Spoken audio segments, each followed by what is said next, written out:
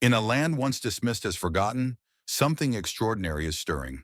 A nation long described in headlines of poverty and chaos has dared to make a promise the world calls impossible. 50,000 new homes, not for sale, not for rent, but given freely to its people. This is not a politician's empty slogan, not a foreign project stamped with another nation's logo. It is the vision of Captain Ibrahim, a son of the Red Earth, who stands before his people with a fire in his voice and a challenge in his hands. For decades, others wrote Africa's story in offices far away, a story of hunger, debt, and dependence. But what happens when a leader refuses to beg, refuses to bow, and declares that his nation will rise with its own strength? What happens when the poor are no longer silent, but builders of a new destiny? Stay with us, because this isn't just another story. It's the future our ancestors dreamed of.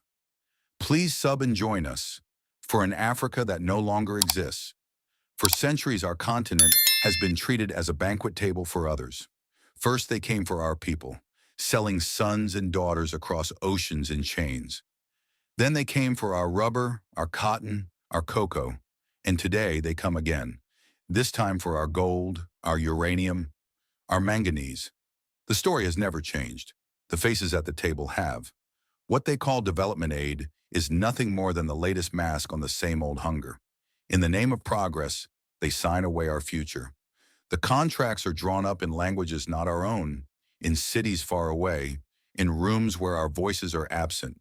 They call it partnership, but a partnership of 90 for them and 10 for us is not partnership. It is plunder. They take the treasure beneath our soil, and in return they hand us papers filled with statistics of our own misery. They call this generosity. But our people know it for what it is, the most polished insult. Look at the institutions they praise: the International Monetary Fund, the World Bank. They do not arrive with gifts, they arrive with chains. They speak softly, offering loans with promises of schools, roads, hospitals. But the price is always hidden in the fine print. Cut support for your farmers, they say. Sell your national water company, they demand. Privatize your electricity grid and let foreign shareholders take their profit. Is this freedom? Is this democracy? No, it is slavery with a smiling face. They do not want Africa to grow its own food. They prefer us importing their wheat, their rice, their sugar. They do not want us to build our own machines, our own technology. They prefer us buying their cars, their medicines, their second-hand goods. Because a nation that feeds itself cannot be commanded. A nation that builds for itself cannot be dictated to. Dependence is their design, and debt is their weapon. And when a leader dares to stand up, when a voice rises to say, enough, their system knows only one answer: destruction. They did it to our great Thomas Sankara, who dreamed of dignity and self-reliance. They labeled him a radical, they isolated him, and at last, they struck him down. His crime was not corruption, not tyranny, but love. Love for his people, love for his land. That is the crime the system cannot forgive. And today, as Captain Ibrahim speaks with the same clarity, they turn the same weapons upon him. They call him dictator, extremist, threat. But in truth, what they fear is not one man. They fear 22 million Burkinabè rising to their feet. They fear an Africa no longer bending its back to carry their burden. And so they use other means. They arm those who burn our villages and massacre our children. They whisper division into our communities. They spread rumors to weaken our trust. They hope that by setting us against each other, we will be too blind to see the true enemy. But our eyes are open now. We know that the terrorist with the gun in his hand is only the servant of the banker with the pen in his hand. The same system that steals our gold also funds the chaos that keeps us distracted from its theft. This is not conspiracy. This is history. Look to Ghana, look to Congo, look to Libya. Every time an African leader tried to walk alone, the same storm gathered: sanctions, isolation, media headlines screaming of instability, while the true instability was the foreign hand at the strings. They never wanted us independent. They wanted us manageable. But the tide is turning. For the first time in generations, the poor themselves are rising to say, Our hunger is not natural, it is engineered. Our poverty is not fate, it is theft. And what has been stolen must be taken back. My brothers and sisters, the sickness is clear. The disease has been named.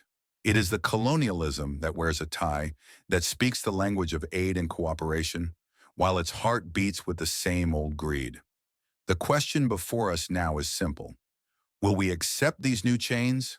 Or will we rise as Sankara once rose, as Traore now rises, to break them forever? The cure for a sickness must be as strong as the disease. Words alone cannot break chains. Only action can. That is why Captain Ibrahim has not limited himself to speeches. He has laid down 3 pillars, firm, unshakable, upon which the future of Burkina Faso must stand. First pillar, sovereignty over resources. The wealth of this land belongs to its people. It is written in the soil, carried in the rivers, guarded in the mountains. For too long, that birthright has been stolen, signed away in contracts where foreign companies took 90%, leaving 10 for the nation that bleeds the gold. Those days are finished. Captain Ibrahim declared, "This gold is ours. This land is ours. The era of exploitation is over." He summoned the mining companies to the table. Some agreed to new terms, fair terms. Others threatened to leave. His answer was simple: goodbye. Better a modest profit fully ours than a fortune siphoned to foreign banks. The people understood. For the first time, they saw their leader not bowing, but standing tall, willing to sacrifice comfort for dignity. And here lies a truth our elders always knew. Wealth that leaves the soil empty never returns. But wealth that is invested in schools and hospitals and roads becomes eternal wealth. Wealth written in the lives of children who survive, of farmers who prosper, of workers who build. Second pillar, a total war on corruption. If foreign greed is the knife, then internal corruption is the wound that lets the knife cut deeper. For decades, leaders sat at gilded tables while their people starved. Palaces rose while villages crumbled. Luxury cars rolled across broken roads, carrying officials fattened by bribes. This was the cancer inside. Captain Ibrahim's message was blunt. The money of the people is sacred. Whoever steals it will face the law. No more fleets of luxury cars for ministers. They drive simple vehicles like ordinary citizens. No more endless foreign trips. Their work is at home, not in hotels abroad. Audits uncovered the leaks in the treasury, and those leaks were sealed. Funds once hidden in private accounts began to flow into national projects, and the signal was clear: impunity was over. The age of the untouchable elite had ended. Now the same law that binds the farmer binds the minister. The same justice that punishes the thief in the market punishes the thief in government. It was not revenge, it was restoration. The people who had grown cynical, weary of promises, began to feel a spark of trust return. Third pillar, reliance on our own strength. The greatest resource of Burkina Faso is not its gold, not its uranium, but its people. 22 million citizens are not a burden, but an army of builders. Captain Ibrahim called them to rise. Not just the soldiers with rifles, but the farmers with hoes, the teachers with books, the youth with dreams. A nation that cannot feed itself cannot be free, so fields were tilled with new determination. Grow what we eat what we grow, became more than a slogan. It became a survival plan. Farmers, long neglected, felt the power of the state behind them. Seeds were planted not just in the soil, but in the spirit of a people. And the youth, always spoken of as a problem, were recognized as the solution. Training programs in construction, in modern agriculture, in technology began to spread. Work was created not with foreign investors dictating terms, but by Burkinabè hands, Burkinabè minds, Burkinabè labor. The volunteers for the defense of the fatherland, farmers, teachers, shopkeepers who took up arms beside soldiers, became the living proof of patriotism. They fought not for a salary, but for their own soil, their own families. This was the third pillar, mobilization of the people. A revolution not carried by one man, but by millions. A nation where every citizen, from the mother in the market to the student in the classroom, from the engineer at the blueprint to the soldier on the front, becomes a builder. Together, these three pillars form the new foundation: sovereignty, integrity, mobilization. Without them, the house of Burkina Faso collapses. With them, it rises stronger than stone. The disease has been named. The cure has begun. The question is no longer whether Burkina Faso can stand, but how high it will rise. From speeches and promises, Captain Ibrahim moved to vision, a vision so audacious that the world laughed when they first heard it. 50,000 homes, not projects for the wealthy, not apartments sold for profit, but houses given freely to the displaced, the poor, the soldiers, the workers, the families who had nothing. In a land where foreign experts repeat the word impossible, Traore stood before his people and said, "This is not a dream. This is our work, and our work begins now." The announcement did not sound like politics. It sounded like prophecy. A city was to rise from the red earth, built not by foreign contractors but by Burkinabè hands. Its name, the City of Dignity, a city for the forgotten. The first question he answered was, who will live there? Not the elites, not the powerful, but the displaced villagers driven from their homes by terror. Families crowded in slums living among open sewers. Young couples who never dreamed of owning a roof. Soldiers and teachers, nurses and farmers. The backbone of the nation. This city, he declared, would belong to them. But he went further. A city is not only walls and roofs. A city must breathe, must carry the heartbeat of community. So the design was bold. Schools on every corner, teaching not just arithmetic but Africa's true history so that no child would grow ashamed of their own roots. Clinics in a central hospital with maternal care at its center so that no mother would die giving life. A great public library and a vocational training center where youth would learn trades that could build industries. In the heart of the city, not a palace, but a library. Not a fortress, but a training hall. The message was unmistakable. This city would not glorify rulers, it would glorify the people. Built with the land, powered by the sun. The houses themselves would rise from the red soil. Constructed with laterite bricks. Cool in the scorching heat, strong enough to endure generations. Each neighborhood would have its own clean water source. No citizen would walk miles to fetch life from a dirty stream. Water is life, and life must flow in the city of dignity. Electricity would not depend on unstable grids or imported fuel. Instead, the city would harness the gift Africa has in abundance: the sun. Massive solar fields would power every home, every school, every hospital. In a land long called poor, Captain Ibrahim saw the richest resource of all, the blazing Sahel sun, and chose to turn it into strength. Community farms would stretch between the houses. Each family would grow vegetables on their own small plots, reducing hunger, greening the city, reconnecting people to the soil.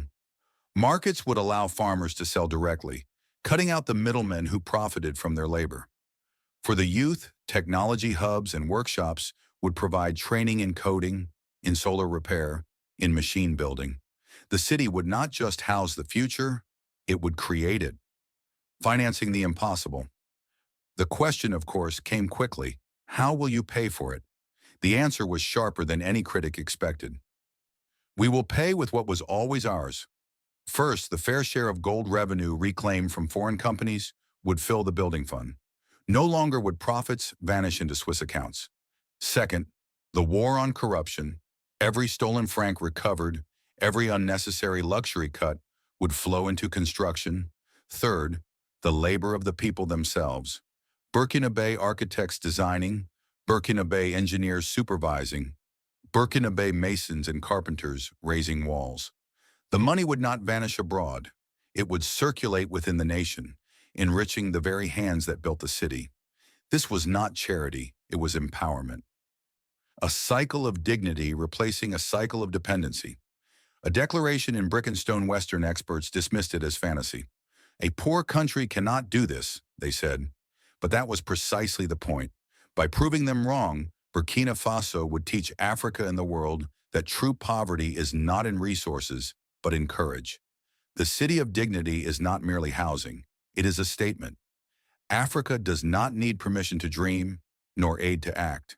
It is the Declaration of Independence, written not on paper, but in walls of brick and stone. If you believe this is what Africa needed all along, say amen in the comments below. Because this city is more than a project. It is a prophecy fulfilled by human hands. It is proof that dignity can be built, that history can be rewritten, that a nation long silenced can speak in architecture, in schools and homes where children laugh. The world watches, skeptical. But the people of Burkina Faso no longer ask what the world believes. They ask only what their own hands can build. The City of Dignity was not built for Burkina Faso alone. Its walls rise in Ouagadougou, but its echo is heard across Africa. Captain Ibrahim spoke not only to his citizens, but to Mali, to Niger, to Guinea, to Ghana, to all the sons and daughters of this continent who have been told for centuries that they are too weak, too divided, too poor to build their own destiny. Watch us, he declared, and believe. For Africa has always carried within it the memory of greatness. The pyramids of Kemet, the kingdoms of Mali and Songhai, the libraries of Timbuktu, the empires of Ghana and Benin. These are not fairy tales. They are proof that Africa once stood as the center of knowledge, of trade, of power. What colonization tried to bury, what slavery tried to erase, still lives in the blood of its children. And so this new project is more than infrastructure. It is a message that dignity belongs to Africa again, that the story written in Paris or Washington is no longer the only story.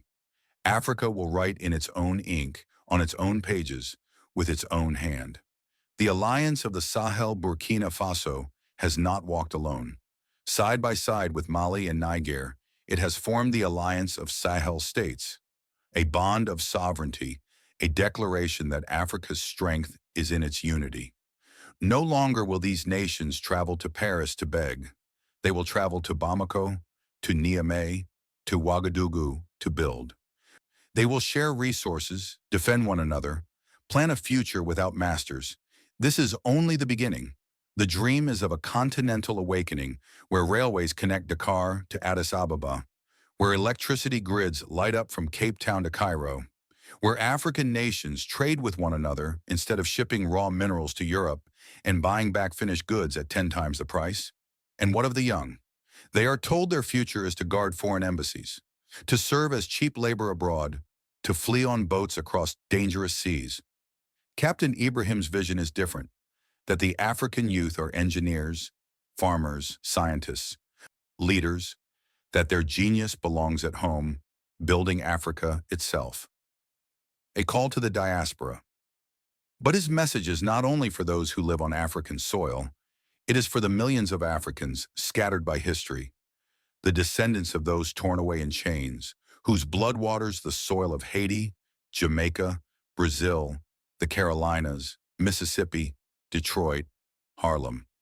To the African-American elder who marched in Montgomery, who heard Martin Luther King's voice echo through Washington, who still remembers the names of Malcolm and Marcus Garvey, this struggle is your struggle too.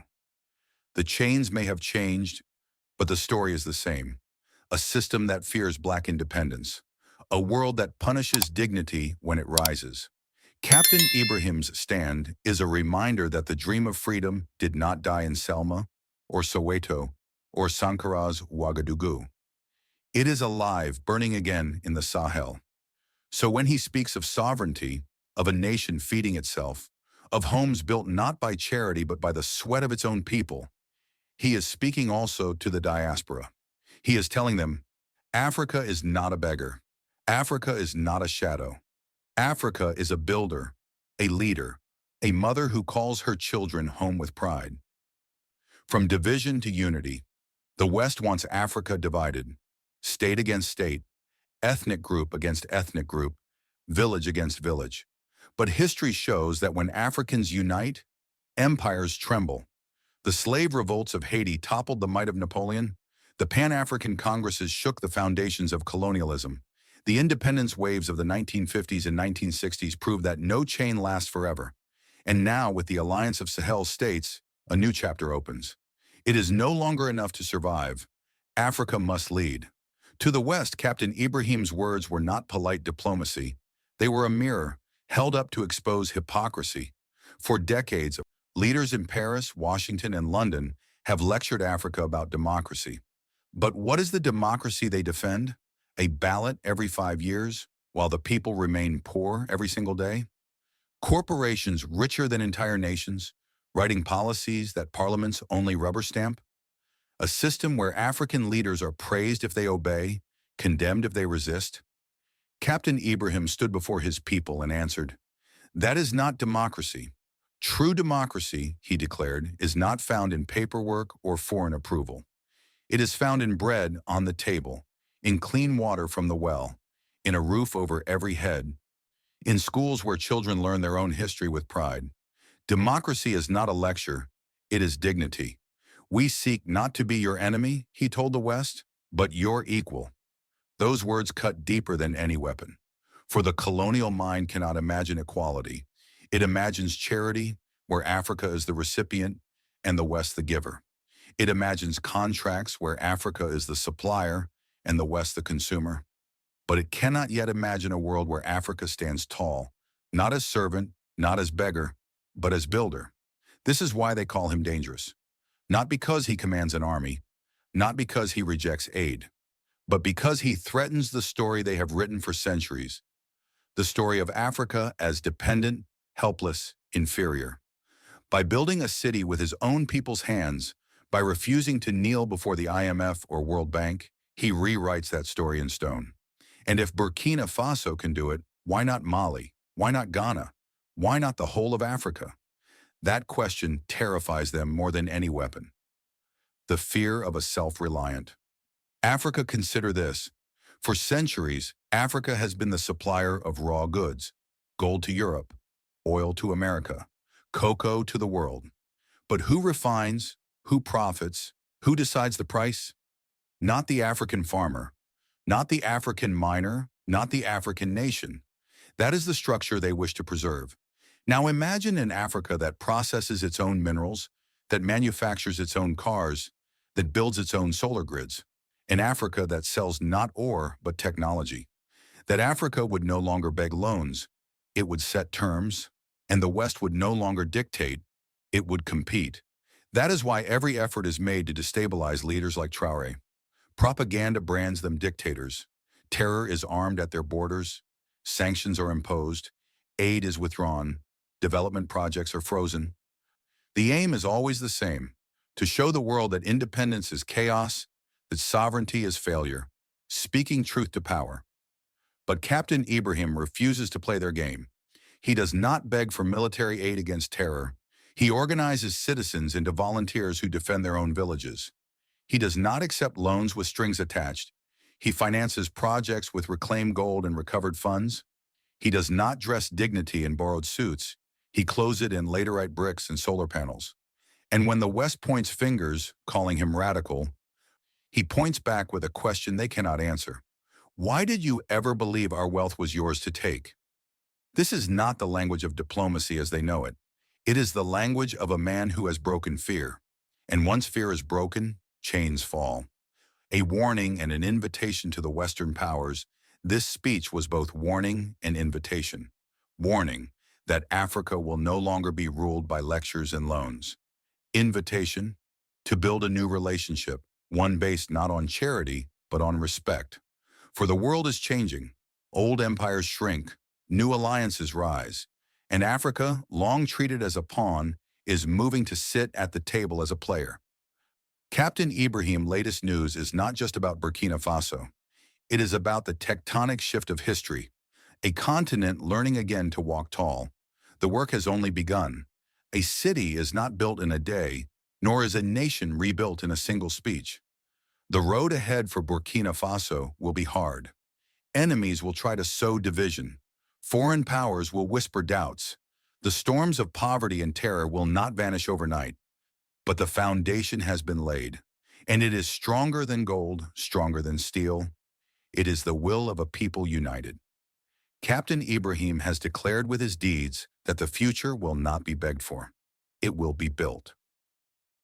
50,000 homes rising from the red earth are not just walls of brick. They are a living monument, a declaration written in stone, that Burkinabè hands can build, that African hands can create, that dignity does not come from aid, but from labor, sacrifice, and unity.